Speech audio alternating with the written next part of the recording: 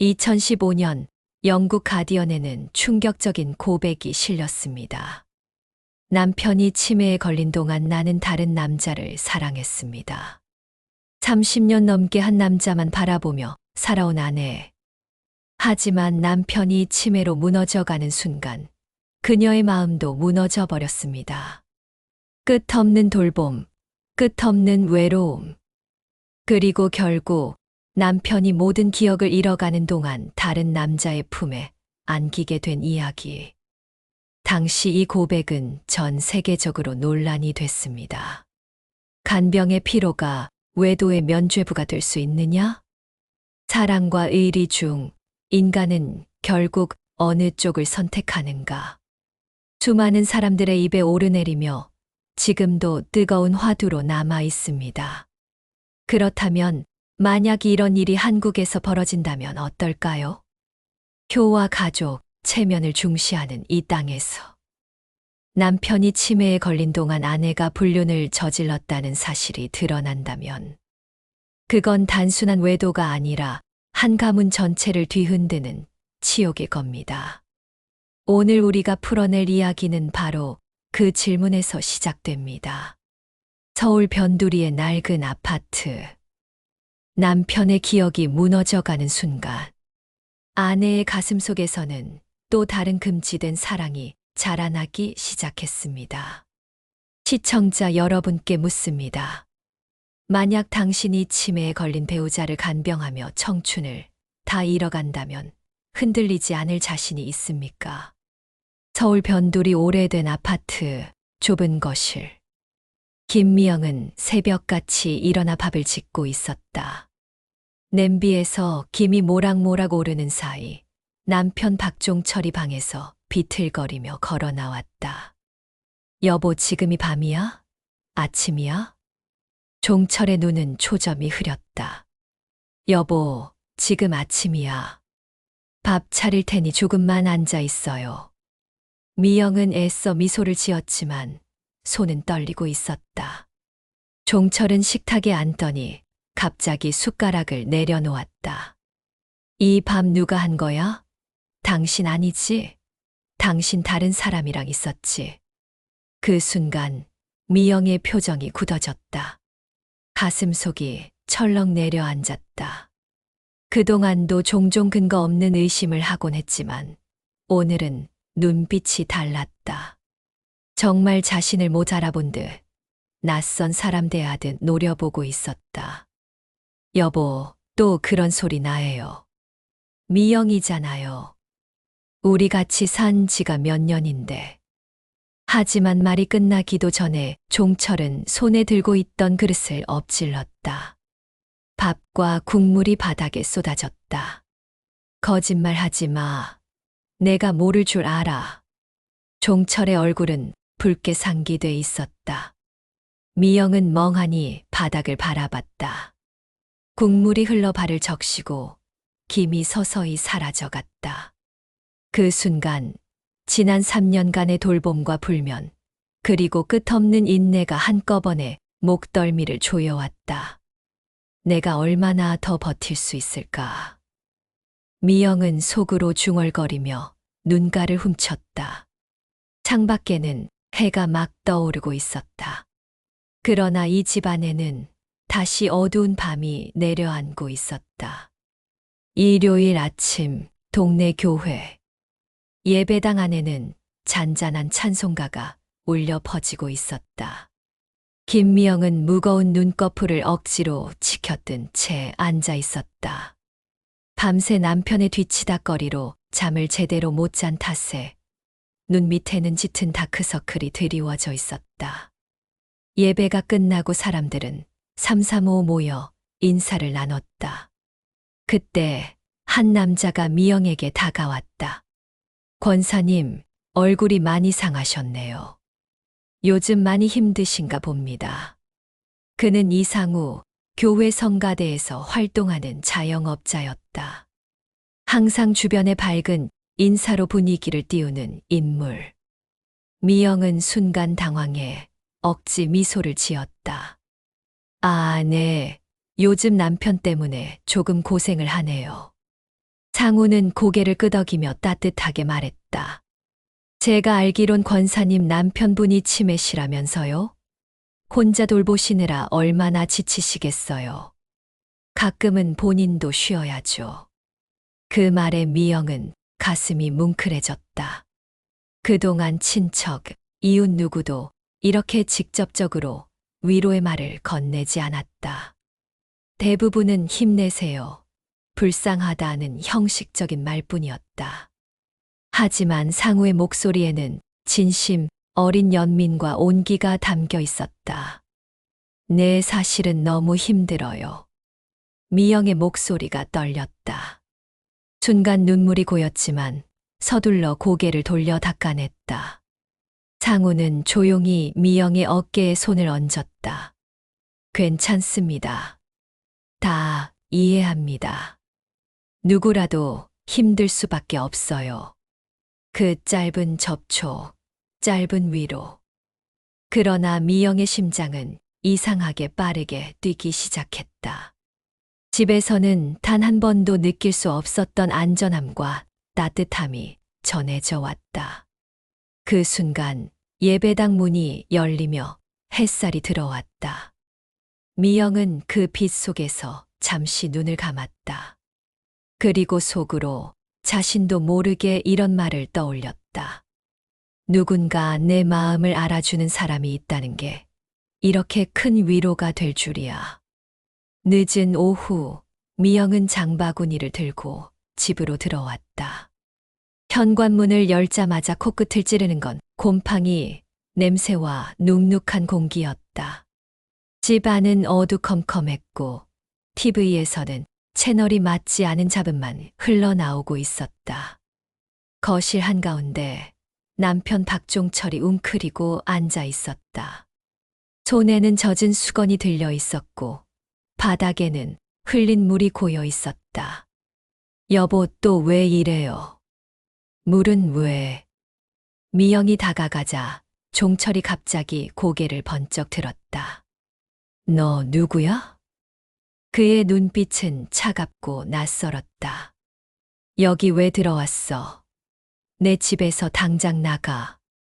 순간 미영의 심장이 쿵 하고 내려앉았다.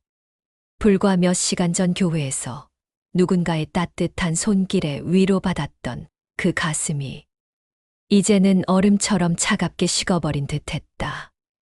여보, 나예요. 미영이 당신 아내잖아요. 미영은 애써 손을 뻗었지만 종철은 그 손을 거칠게 뿌리쳤다. 거짓말하지 마. 내 아내는 그런 여자 아니야. 넌 날 속이려는 거야. 종철의 떨리는 외침이 방 안을 가득 메웠다. 그 소리에 놀란 미영은 뒷걸음질 치다 주방 의자에 털썩 앉았다. 손끝이 떨리고 눈가에 눈물이 차올랐다. 그때 문득 낮에 들었던 목소리가 귓가에 맴돌았다. 누구라도 힘들 수밖에 없어요. 괜찮습니다. 그 한마디가 지금 이 순간 벼랑 끝에 선 미영을 붙잡아주고 있었다. 하지만 동시에 위험한 갈망을 불러일으켰다. 만약 내가 그 사람 곁에 서게 된다면. 미영은 눈을 감았다. 눈물이 뺨을 타고 흘러내렸지만 그 안에는 두려움과 함께 말할 수 없는 기대감이 섞여 있었다. 초여름, 아파트 단지 작은 놀이터 옆 벤치. 저녁 햇살이 붉게 번지는 시간, 미영은 장바구니를 내려놓고 잠시 숨을 고르고 있었다. 팔과 허리가 욱신거렸고 눈가에는 피로가 깊게 내려앉아 있었다.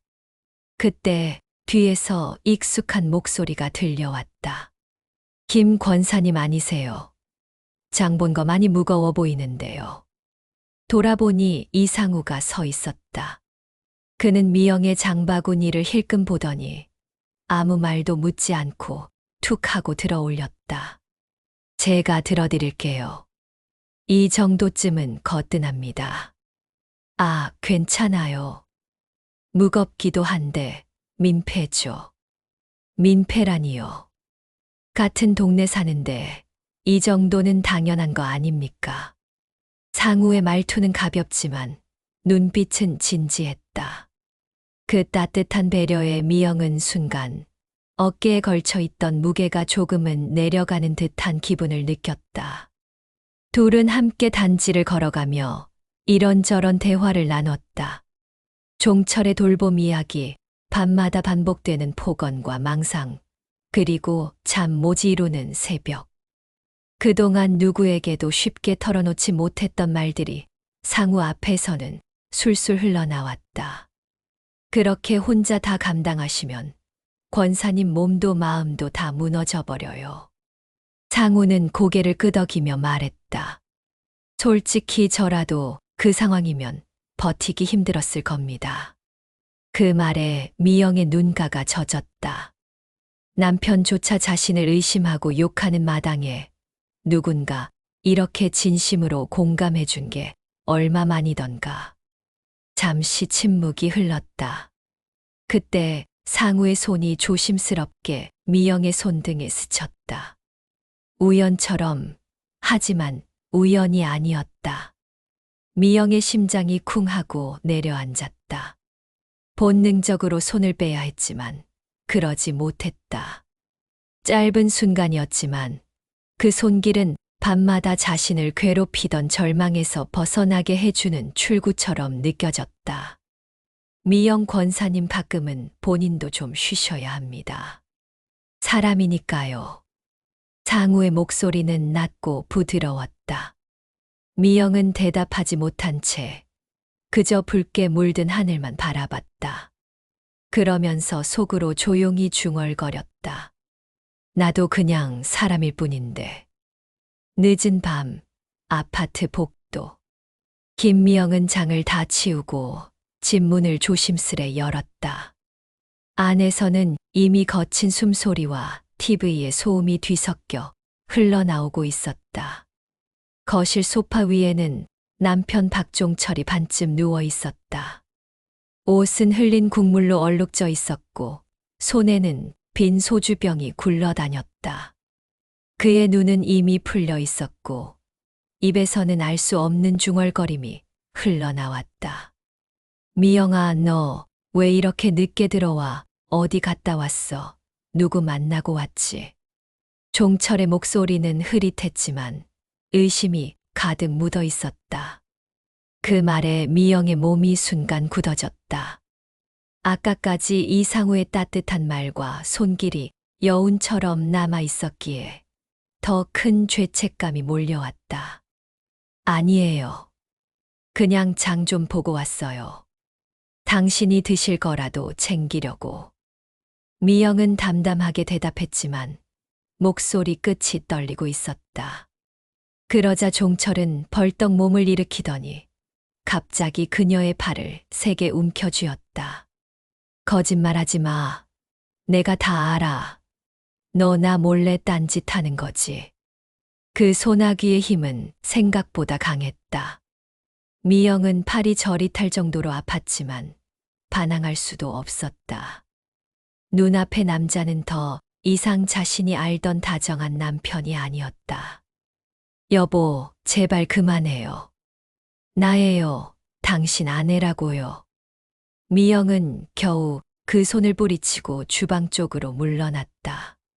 그 순간 머릿속에 낮에 들었던 상우의 목소리가 겹쳐졌다. 괜찮습니다. 누구라도 힘들 수밖에 없어요. 눈물이 왈칵 차올랐다. 집 안은 어둡고 차갑지만 그 말만큼은 따뜻하게 가슴을 울렸다. 미영은 부엌 싱크대에 몸을 기대며 속으로 중얼거렸다. 나 어디까지 버틸 수 있을까?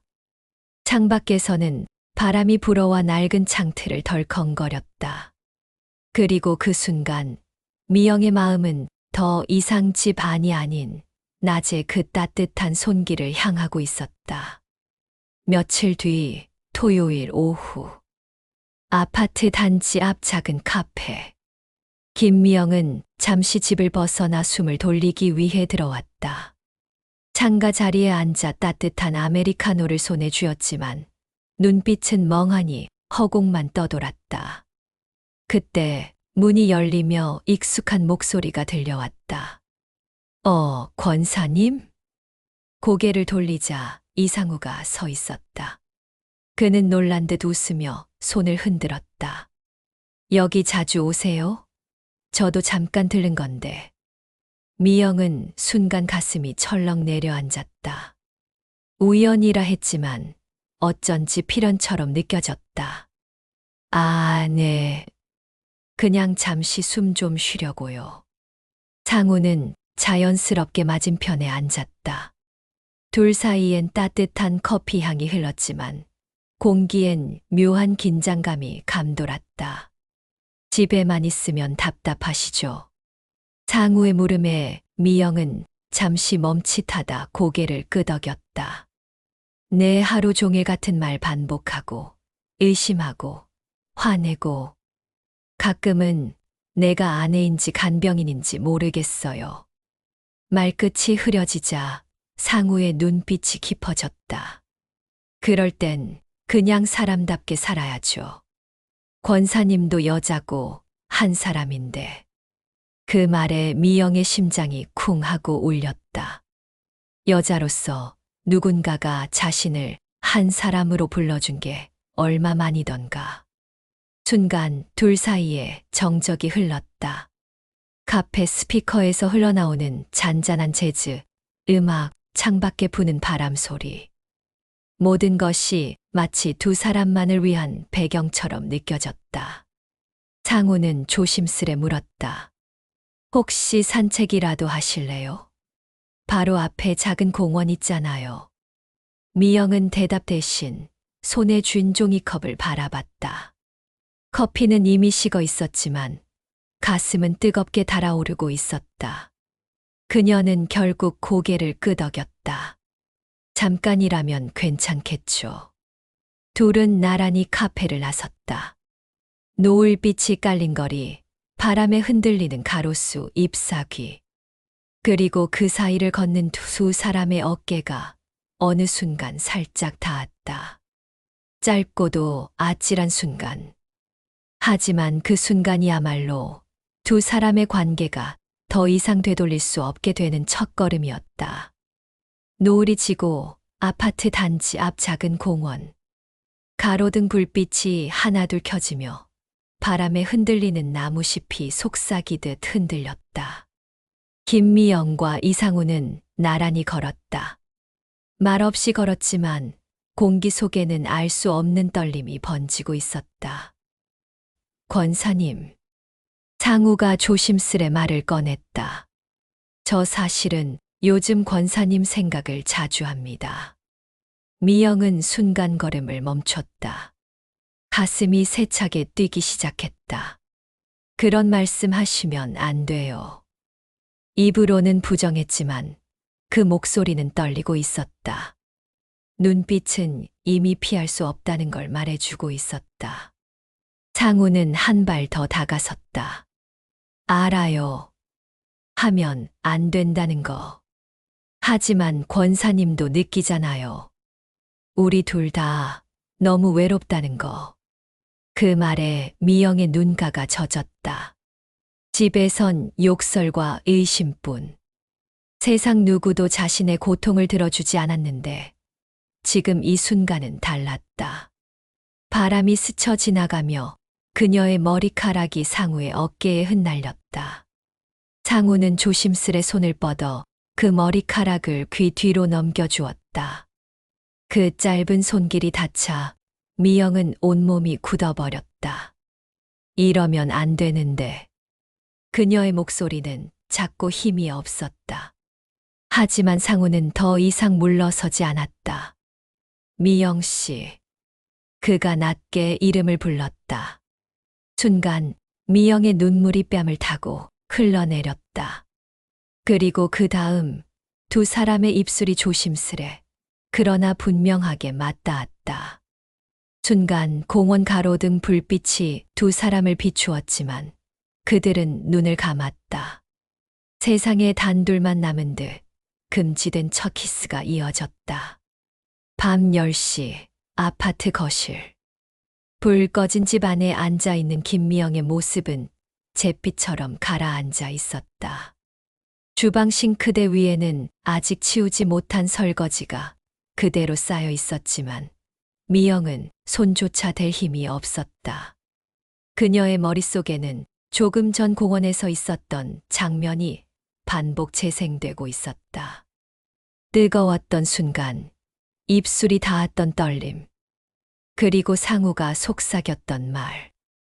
우리 이러면 안 되는 거 아는데 멈출 수가 없네요. 미영은 두 손으로 얼굴을 감싸쥐었다. 심장이 아직도 빠르게 뛰고 있었다. 몸은 달아올랐는데 동시에 깊은 죄책감이 밀려왔다. 그때 안방에서 박종철의 거친 기침 소리가 들려왔다. 미영아, 물 좀 줘, 목이 말라. 미영은 순간 현실로 돌아왔다.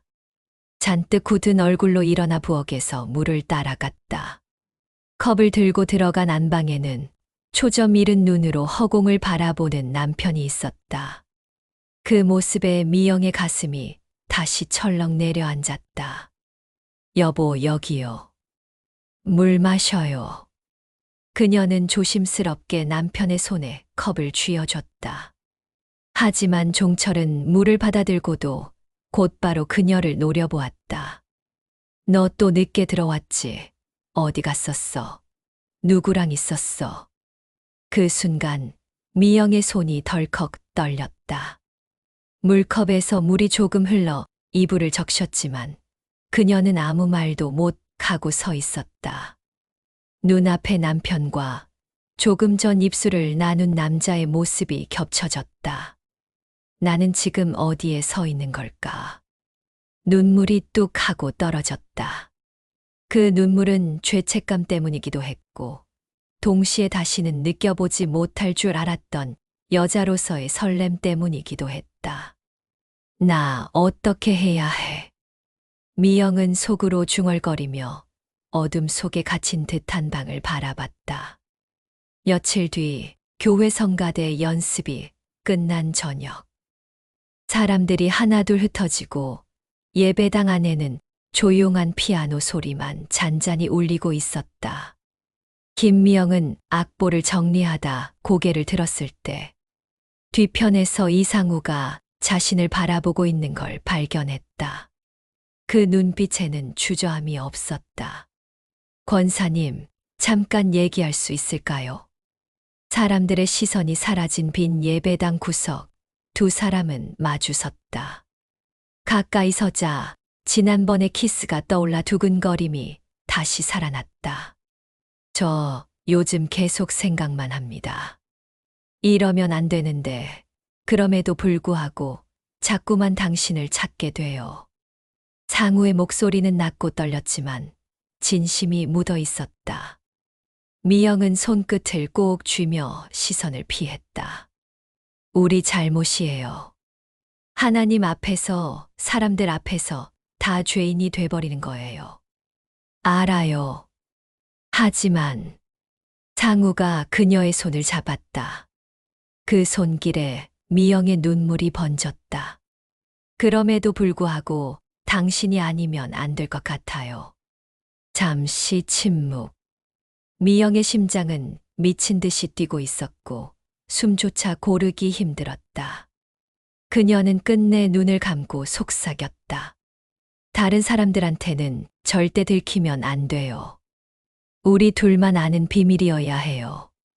상우는 고개를 끄덕이며 손을 꼭 잡았다. 약속합니다. 아무도 모르게 제가 지킬게요. 그 순간 예배당 불빛이 꺼지고 어둠이 내려앉았다. 그러나 두 사람 사이에는 이미 돌이킬 수 없는 불빛이 켜져 있었다.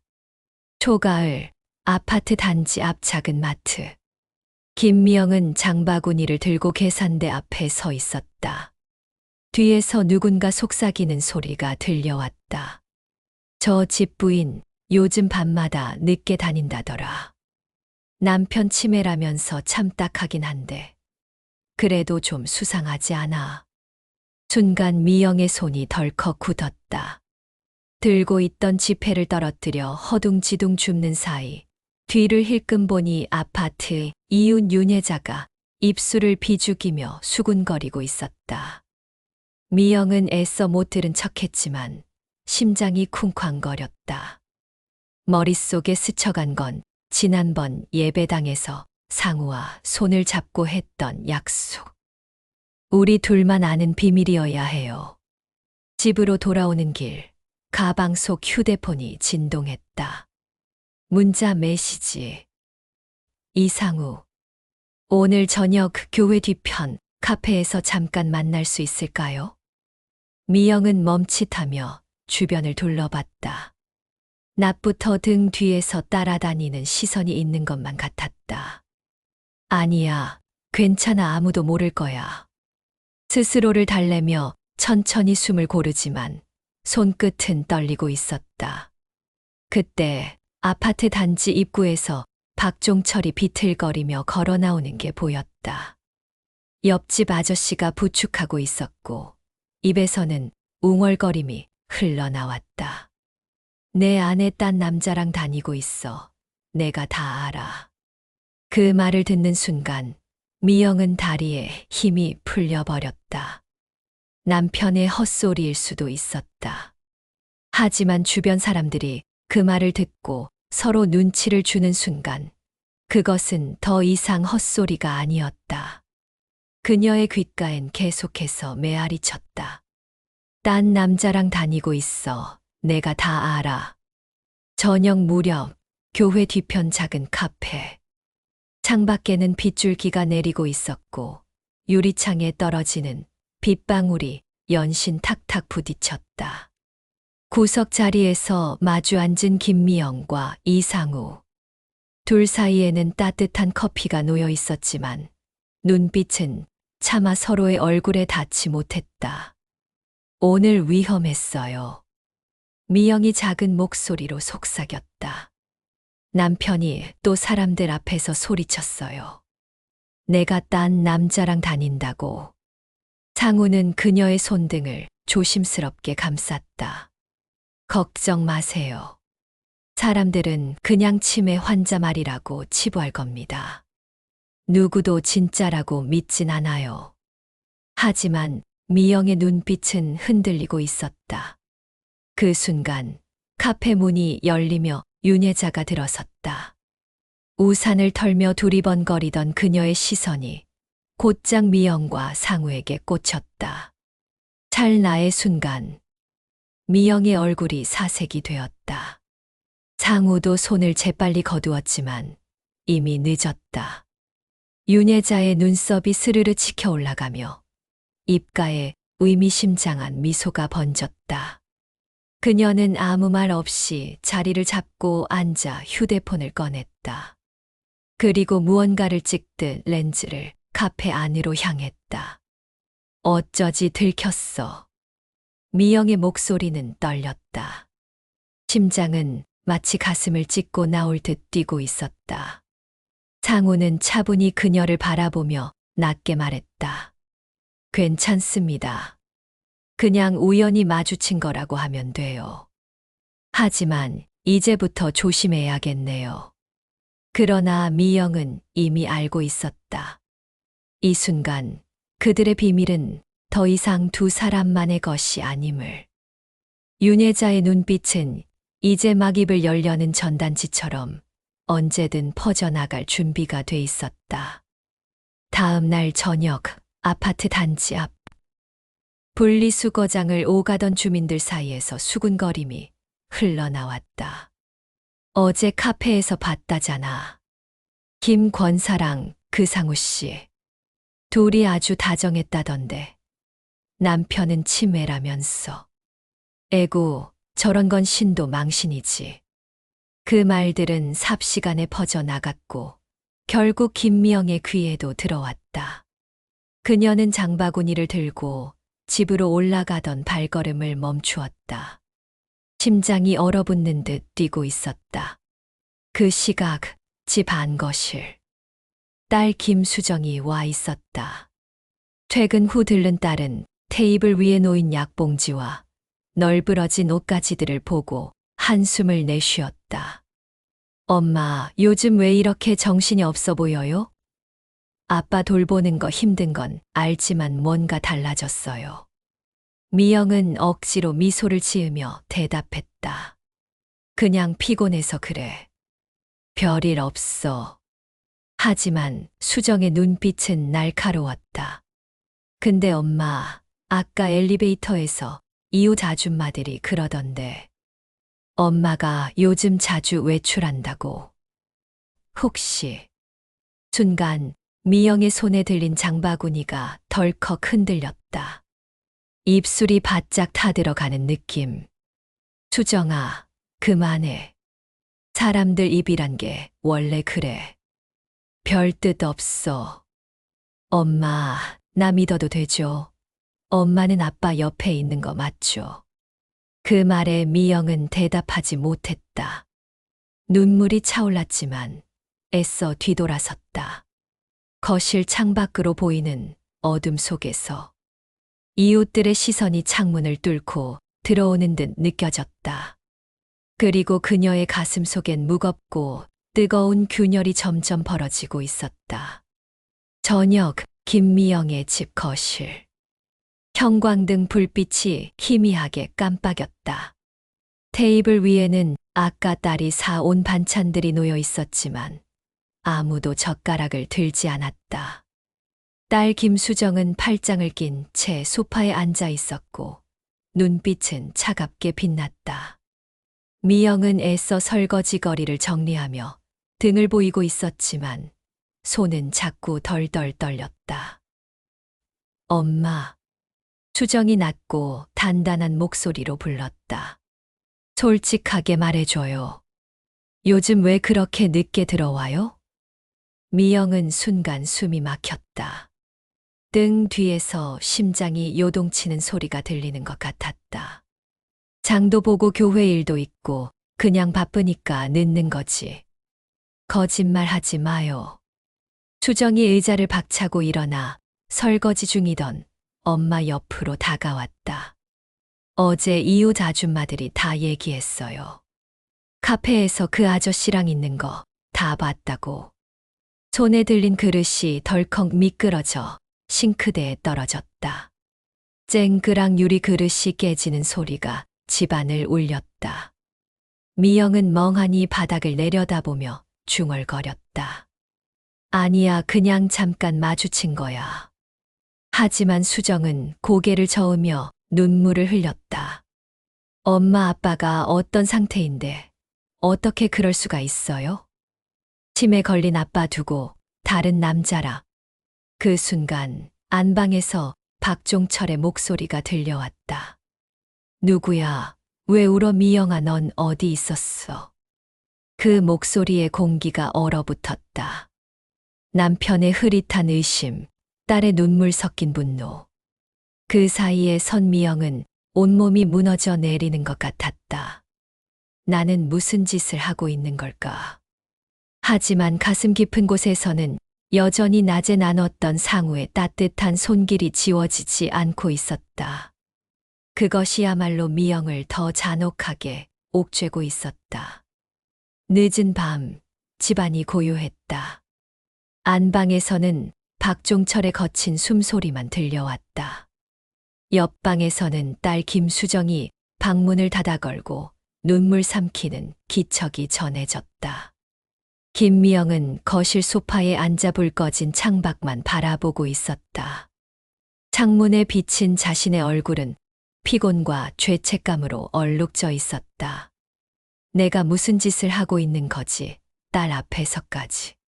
손으로 얼굴을 감싸쥐었지만 머릿속에서는 상우의 눈빛과 목소리가 지워지지 않았다. 권사님도 그냥 사람일 뿐이에요. 당신이 아니면 안 될 것 같아요. 그 말들이 계속 귓가를 파고들며 심장을 두드렸다. 눈물이 흘러내렸지만 동시에 가슴 속 깊은 곳이 뜨겁게 달아올랐다. 그때 휴대폰 진동이 울렸다. 화면에 뜬 이름 이상우. 망설이다가 전화를 받자 낮고 조심스러운 목소리가 들려왔다. 괜찮으세요? 오늘 힘들었죠. 그 한마디에 미영의 가슴이 무너졌다. 마치 누군가 자신을 다 알고 있다는 듯 눈물이 왈칵 쏟아졌다. 나 너무 힘들어요. 미영은 떨리는 목소리로 속삭였다. 딸도 알게 된 것 같아요. 이제 끝내야 하는데, 그런데 당신 없인. 잠시 정적이 흘렀다. 그리고 상우의 단호한 목소리가 이어졌다. 지금 나와요. 교회 앞에 있어요. 잠깐이라도 내가 안아드릴게요. 미영은 핸드폰을 꼭 쥔 채 거실 불을 껐다. 안방의 남편, 방 안의 딸 그 모든 걸 뒤로 한 채 조용히 현관문을 열었다. 복도 불빛 아래 그녀의 그림자가 길게 늘어졌다. 그리고 그 그림자는 이제 더 이상 집 안으로 돌아가지 않는 듯 보였다. 밤 11시 교회 앞 골목. 가로등 불빛이 희미하게 번지고 비에 젖은 아스팔트에서 차가운 냄새가 풍겼다. 김미영은 두리번거리며 걸음을 옮겼다. 심장은 미친 듯 뛰었고 발끝은 자꾸만 멈추려 했지만 몸은 앞을 향해 나아갔다. 그 순간 골목 모퉁이에서 이상우가 나타났다. 우산을 들고 있었지만 그의 눈빛은 이미 모든 걸 말해주고 있었다. 미영 씨. 짧게 이름을 부르는 순간 미영의 눈물이 터졌다. 그녀는 망설임도 없이 그의 품에 안겼다. 나 이제 어떻게 해야 할지 모르겠어요. 딸도 남편도 다 무너져 가는데, 그런데 당신 없이는 더 못 버티겠어요. 상우는 그녀를 꽉 안으며 속삭였다. 괜찮습니다. 지금은 그냥 제 품에만 있어요. 세상 다 잊어도 돼요. 그 말에 미영의 어깨가 떨렸고 결국 그는 그녀의 얼굴을 들어 올렸다. 눈물이 흐른 뺨 위로 두 사람의 입술이 다시 맞닿았다. 이번엔 짧은 스침이 아니었다.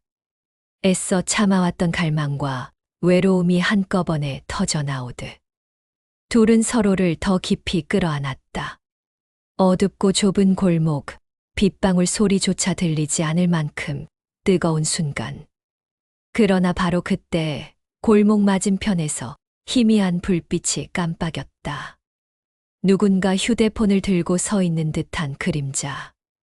미영은 순간 몸을 떨며 속삭였다. 누군가 보고 있는 건 아닐까요? 상우는 그녀의 손을 꼭 잡으며 고개를 저었다. 신경 쓰지 마요. 지금은 우리만 있으면 돼요. 그러나 두 사람은 알지 못했다. 그 순간 찍힌 한 장의 사진이 곧 이들의 인생을 송두리째 흔들어 놓을 불씨가 된다는 것을. 월요일 아침 아파트 단지 앞 커뮤니티 게시판. 이웃들이 모여 웅성거리고 있었다. 이거 봤어요? 누가 단톡방에 올린 거라는데. 스마트폰 화면 위에 떠 있는 건 지난밤 빗속 골목에서 서로를 끌어안고 있는 김미영과 이상우의 흐릿한 사진이었다. 가로등 불빛 아래 우산 속에서 입술을 맞대고 있는 두 사람의 모습. 사진은 선명하진 않았지만 보는 이라면 누구든 알아볼 수 있었다. 저거 김 권사 맞지 않아? 남편 치매라더니 저렇게. 에구 불쌍하다 했더니 뒤에서는 저런 짓을 했네. 순식간에 소문은 단지 전체로 퍼져나갔다. 그 시각 집안. 김수정은 휴대폰으로 그 사진을 보고 있었다. 손이 덜덜 떨렸다. 엄마 정말이었어. 진짜 아빠 두고 이런 짓을 한 거야. 눈물이 왈칵 쏟아졌고 숨이 막혔다. 거실에서는 김미영이 빨래를 개고 있었지만 딸의 표정을 본 순간 이미 직감했다. 수정아 그게. 엄마. 수정이 울먹이며 소리를 질렀다. 나도 엄마 힘든 거 알아. 하지만 이건 아니잖아. 아빠가 어떤 사람인데. 그 순간 안방에서 박종철의 목소리가 들려왔다. 누구야 또 싸워. 미영아 넌 왜 그래 어디 갔다 온 거야. 치매로 흐릿한 목소리였지만 방 안에서 울려 퍼지는 그 말은 칼처럼 미영의 가슴을 찔렀다. 거실에선 딸의 분노, 안방에선 남편의 의심, 그리고 밖에서는 온 동네가 떠드는 수군거림. 그 가운데 서 있는 미영은 마치 사방에서 벽이 좁혀오는 것처럼 숨이 막혀왔다. 저녁 무렵 교회 뒷마당. 바람이 세차게 불어 나무들이 휘청거렸다. 김미영은 휴대폰을 손에 쥔 채 서 있었다. 그 손가락은 통화를 걸까 말까 망설이며 떨리고 있었다. 잠시 후 화면에 뜬 이름. 이상우. 그녀는 깊게 숨을 들이쉬고 전화를 걸었다. 상우 씨, 우리 이제 그만합시다. 목소리는 갈라졌지만 단호하려 애썼다. 사진이 퍼졌어요. 온 동네가 다 알아요. 딸도 남편도 다 상처받고 있어요. 잠시 정적이 흘렀다. 그리고 상우의 낮고 굳은 목소리가 들려왔다. 그럼 권사님은 괜찮으세요? 나 없이 살 수 있겠어요? 순간 미영의 입술이 굳었다. 머릿속에는 남편의 흐릿한 눈빛, 딸의 눈물 어린 얼굴이 번졌다. 하지만 동시에 떠오른 건 자신을 꼭 안아주던 상우의 품, 당신도 사람이라던 따뜻한 목소리였다. 저도 모르겠어요.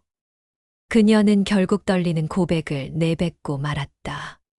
그때 상우가 발걸음 소리를 내며 나타났다. 어둠 속에서 걸어 나온 그는 곧장 미영 앞에 섰다. 끊을 수 있으면 진작 끊었겠죠. 이미 우리 둘 너무 멀리 와 버렸습니다. 상우는 그녀의 손을 강하게 잡았다. 괜찮습니다. 내가 다 감당하겠습니다. 소문이야 금방 사라질 겁니다. 중요한 건 우리 마음 아닙니까?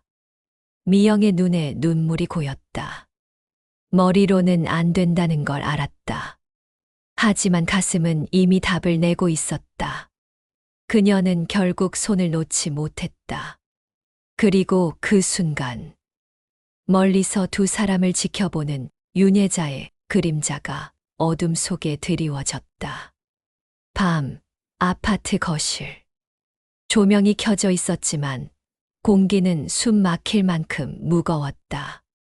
식탁 위에는 식지 않은 밥상이 그대로 놓여 있었고 그 앞에 앉아 있는 건 딸 김수정의 눈에는 핏발이 서 있었고 손에는 휴대폰이 쥐어져 있었다. 그 화면 위에는 이미 온 동네에 퍼진 골목길 사진이 떠 있었다. 엄마 이거 다 사실이죠. 수정의 목소리는 떨렸지만 분노로 가득 차 있었다. 김미영은 아무 말도 못한 채 입술만 떨었다. 눈물이 차올라 시야가 흐려졌다. 엄마, 말 좀 해봐요. 아빠가 어떤 상태인지 알면서 어떻게 이런 짓을 할 수 있어요? 미영은 결국 바닥에 무릎을 꿇듯 주저앉았다. 수정아, 엄마도 사람이야. 너무 힘들었어. 밤마다 욕하고 의심하고 나를 아내로 보지도 않는 아빠 옆에서 나는 사라지고 있었어. 그래서 불륜으로 위로받았다는 거예요? 수정의 눈물이 뚝뚝 떨어졌다. 엄마는 아내이기 전에 내 엄마예요. 근데 어떻게 우리 집을 이렇게 무너뜨려요? 그 순간 안방문이 삐걱 열리며 박종철이 휘청이며 나왔다. 눈은 풀려 있었고 손에는 아직도 약봉지가 들려 있었다. 뭐야, 왜 울어? 내가 말했잖아. 이 여자가 딴 남자 만난다고. 종철의 목소리는 흐릿했지만 그의 말은 칼처럼 날카로웠다. 순간 수정이 얼굴을 감싸주며 오열했다. 이제 아빠 말이 다 거짓말 같지 않네요. 진짜였잖아요. 엄마 정말이었잖아. 미영은 바닥에 무너져 내리며 울부짖었다. 미안해, 미안하다. 수정아, 엄마가 잘못했어. 그러나 그 눈물 속엔 여전히 상우의 온기가 지워지지 않고 있었다. 그 사실이야말로 이 집안을 더욱 잔인하게 갈라놓는 진실이었다. 새벽 아파트 거실. 창밖에서는 빗소리가 잔잔히 흘러내리고 있었다. 바닥에는 어젯밤 깨진 그릇 조각이 아직 치워지지 않은 채 흩어져 있었고, 공기엔 술 냄새와 약 냄새가 뒤섞여 있었다. 김미영은 무릎 꿇은 채 멍하니 앉아 있었다. 그녀의 앞에는 두 장의 종이가 놓여 있었다. 하나는 남편의 병원 진단서, 그리고 다른 하나는 상우가 건네준 작은 메모지. 메모지 위에는 짧게 적혀 있었다. 당신이 원한다면 함께 떠납시다. 아무도 없는 곳으로. 그 글자를 보는 순간 심장이 요동쳤다. 그러나 동시에 안방에서 들려오는 남편의 흐릿한 목소리가 가슴을 붙잡았다. 미영아, 나 목말라 어디 있니? 그 목소리는 그녀를 향한 사랑이 아니라 끝없는 의존과 무너져가는 기억의 잔해였다. 하지만 그럼에도 불구하고 그 소리는 30해를 함께 살아온 남편의 마지막 흔적이었다. 눈가에 눈물이 번졌다. 내가 지금 이 사람 곁을 버리면 나는 어떤 이름으로 남을까? 배신자, 불륜녀, 아니면 그냥 한 인간으로 기억될까? 그 순간 휴대폰이 울렸다. 발신자 이상우. 망설이다가 전화를 받자 낮고 단호한 목소리가 흘러나왔다. 오늘 밤 결정해요. 당신이 아내로만 살 건지, 여자로서 살 건지. 난 기다리겠습니다. 단, 이번이 마지막입니다. 거실 불빛이 깜빡이며 꺼졌다 켜졌다. 마치 세상마저 그녀에게 선택을 강요하는 듯했다. 김미영은 떨리는 손으로 두 장의 종이를 번갈아 바라봤다. 그리고 속으로 끝내 답할 수 없는 질문을 삼켰다. 나는 도대체 누구로 살아야 하는 걸까? 아침, 아파트 단지. 현관문 밖에서는 수군거림이 끊이지 않았다. 윤혜자가 다른 주민들과 모여 큰 소리로 떠드는 소리가 고스란히 집 안으로 흘러들었다. 내가 뭘 했어? 어젯밤 사진 다 돌았다니까. 남편 치매라는 불쌍한 핑계 대면서 뒤로는 아이고 세상 말세야. 교회 권사가 저러니 누가 믿어주겠어. 그 소리에 김미영은 숨이 막혀왔다. 손으로 귀를 막아도 목소리는 파도처럼 밀려왔다. 그때 거실 문이 벌컥 열리며 딸 김수정이 나왔다. 눈은 충혈돼 있었고 손에는 이력서 뭉치가 들려 있었다. 엄마, 나 오늘 집 나갈 거예요. 단호한 목소리였다. 이런 집에서 더는 못 살겠어요. 아빠는 매일 무너져 가는데 엄마는 아빠를 버리고 딴 데서 위로를 찾았잖아요. 미영은 울먹이며 딸의 팔을 붙잡았다. 수정아, 제발 그러지 마. 엄마도 무너지고 있었어. 한 번만, 단 한 번만 이해해 줄 수는 없니? 엄마가 선택해요. 수정은 눈물을 꾹 참으며 소리쳤다. 아빠 옆에 남을 건지, 그 남자한테 갈 건지. 둘 다 가지려고 하지 마요. 난 그런 엄마 못 받아들여. 순간 안방에서 또 다른 소리가 터져 나왔다. 박종철이 이불을 걷어차며 비틀거리며 나오더니 손가락을 떨며 미영을 가리켰다. 봐라, 내가 뭘 했어. 저 여자가 날 버리고 딴 놈 만난다고 했잖아. 내가 다 안다고 했잖아. 그의 고함이 집 안을 울렸다. 치매로 흐릿한 목소리였지만 그 날카로운 외침은 오히려 진실처럼 꽂혔다. 거실 한복판, 딸의 눈물과 남편의 절규, 이웃의 수군거림이 한꺼번에 밀려왔다. 그 중심에 선 미영은 두 손으로 머리를 감싸주며 무너져 내렸다.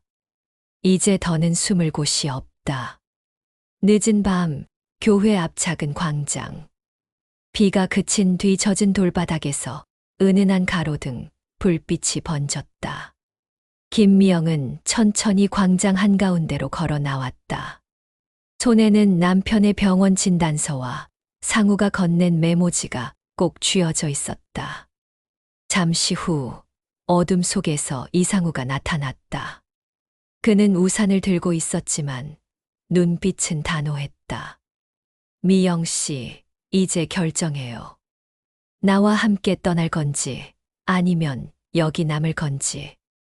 난 기다리겠다고 했지만 오늘이 마지막입니다.